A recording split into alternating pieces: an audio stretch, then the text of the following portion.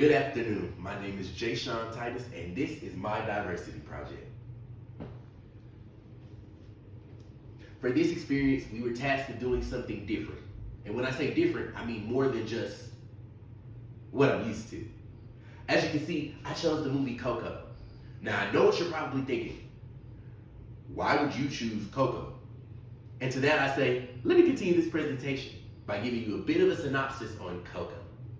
Coco was a Mexican-American movie made in 2017 by Disney, which highlighted Miguel, a modern Mexican-American boy, and his family in the city of Santa Cecilia, Mexico.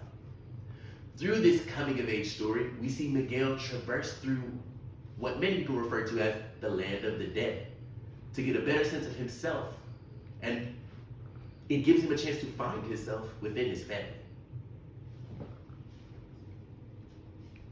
Now, let's talk the movie setting and the setting importance. Like I told you before, the movie takes place in Santa Cecilia, Mexico. Now, this was really a fabled place that is said to be parallel to the land of the dead. Now, if you're unfamiliar with the land of the dead, this is a part of the Mexican-American culture where their ancestors go after they are laid to rest, which is why they celebrate it in a very well-known holiday, Dia de los Muertos, which translates to Day of the Dead. Now, Santa Cecilia was a very small yet diverse village in Mexico where the people loved music with their whole hearts. If you've ever seen the movie Coco, you would know music is something that town thrived upon. At least everyone except for Miguel's family. Now, when they aren't seen in the music-loving town, we find ourselves in the land of the dead, or at least Coco's interpretation of the land of the dead, where you see more bright colors, fun faces, and a lot of skeletal beings representing their ancestors. Now, this is super important. The setting here is super important because it helped to build on the narrative of truly finding yourself in your family, which is exactly what Miguel had to do in order to find himself. Now, let's talk Mexican-American culture. During the movie, I learned so many things about Mexican-American culture. As you can see here, the people dancing, they're dancing a Mexican folk dance called ballet folklorico. Little fun fact, I did that in the 2nd grade at my elementary school. Now this is a very folk dance, which tells great stories. We also see here, they love music. These are known as mariachis. Those are your guys you see with the sombreros and the guitars, playing lots of songs, whether it's a ballad of love or just a happy-go-lucky song when you're having a fiesta. That's Spanish for party. And we also see here a picture of a family, because the movie itself wasn't just about the Day of the Dead. It was about the culture and the lineage behind it, which is what made it so important. And I caught a glimpse of their native dancing, like I told you, their musical inspirations, and their definition of family, and paying homage to those that have came before us.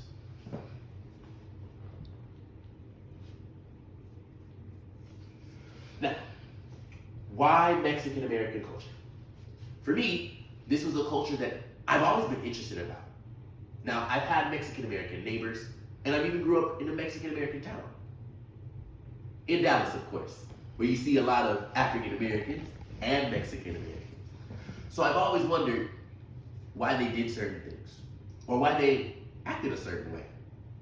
As an African-American, we have a culture all our own. And sometimes that can be the only culture we really know. So for me, choosing Coco gave me a bit of a glimpse into what the Mexican-American culture looked like.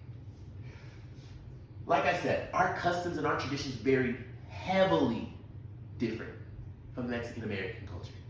But in their traditions and cultures, we can find certain similarities. It fascinated me specifically in how they paid homage to their ancestors. They had an alfredo, or a tribune, to all their deceased family members.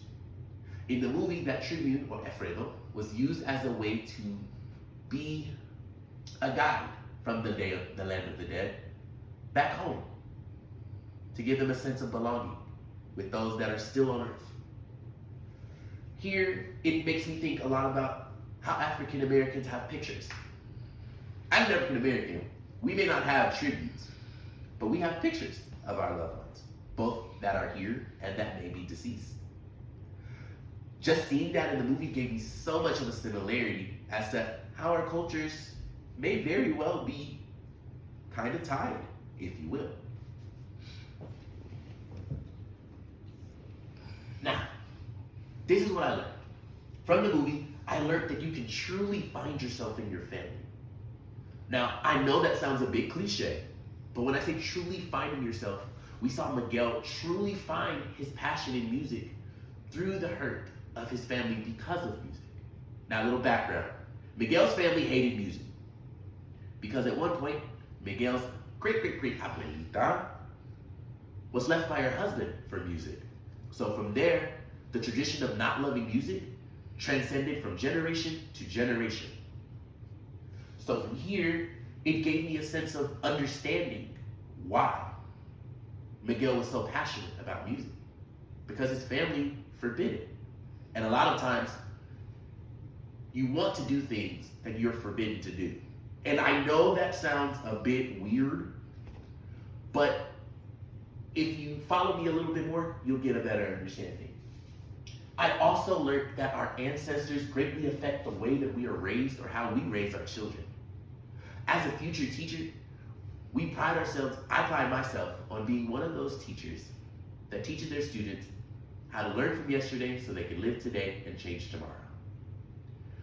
Which is exactly what their ancestors provided to Miguel. While they told him, no, music is forbidden, music broke apart the family, when they got down to the grit of understanding why music was important to him, it made them change their ways. It also made them realize that just because it hurt them does not mean that it should hurt him by not allowing him to do something he likes. This is why I say the ancestors played a huge part, because in life today, a lot of the things we do, the things we say, or the things we believe have came from our parents, which stemmed from their parents, and so on and so forth. Which basically tells you, with history itself, there's a lineage of belief that can transcend and cause us to think differently about things we should be more open-minded to. Now, during this movie, at first I thought it was going to be very stereotypical. And I say this because if you've ever seen an African American movie, it's very, very, very stereotypical. When I say stereotypical, I mean more predictable. There's always someone on drugs, there's always somebody without a father, and there's always somebody dying somewhere within the movie. But this movie actually had me shatter that idea from my mind. It gave me a sense of belief. It gave me a sense of wanting to understand even more about the culture. Like I told you, they pride themselves on tradition. When I say tradition, I mean tradition. As we saw in the movie, the Rivera family, they were shoe carvers. His great-great-great-abuelita made shoes. His great-great-abuelita made shoes. His great-abuelita made shoes, so on and so forth. His parents made shoes. His cousins, his tios, his tias, which is Spanish for aunts and uncles, they all made shoes. So naturally, they'd want to pass it down to him. But that isn't something he wanted. And that kind of spoke to me, in a sense. My family has always been one of those families that didn't really want to go further than just their education. So for me, it's always been a thing of wanting to break that traditional boundary to see how far I could really go. The only difference is, I wasn't discouraged about my choice.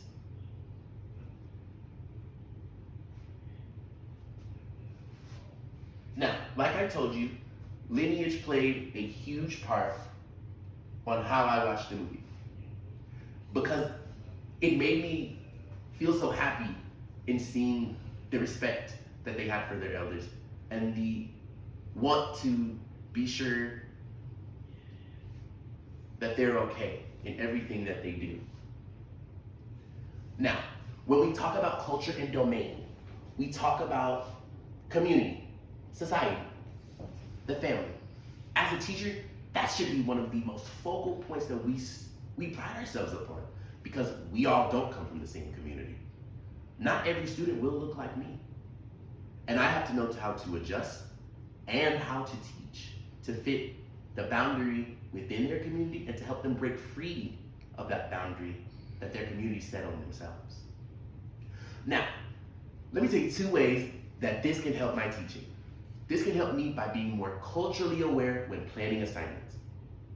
As a teacher, you have to know how to plan assignments to be more culturally aware of what your students know, what they're exposed to, and how their background knowledge can be affected. So if I'm able to pick little bits from each and every culture and interpret it into my lesson, it gives students a chance of belonging in my lesson. It gives them a chance to see a bit of their traditions, their society, in what they're learning, which will excite them to want to learn more. My second thing would be making sure that the content that I teach is easily relatable, and from here, they understand that it's okay to break tradition. Now, I don't want you attacking me if you're very traditionally bound. I'm not saying tradition is bad. What I'm saying is tradition doesn't always have to stay tradition.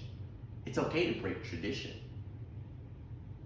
And I want my kids to understand it's okay to want to break those boundaries of wanting to exceed expectation. Because when you fully learn how to exceed expectation without feeling regret for breaking that boundary set on you by tradition, you'll grow more as a student. And as they grow in their educational career, their expectations and their want and will to learn will grow even further. Like I told you, I chose Coco for my diversity assignment, and I really hope I taught you a little bit more about the Mexican American culture and how it impacted me. Thank you.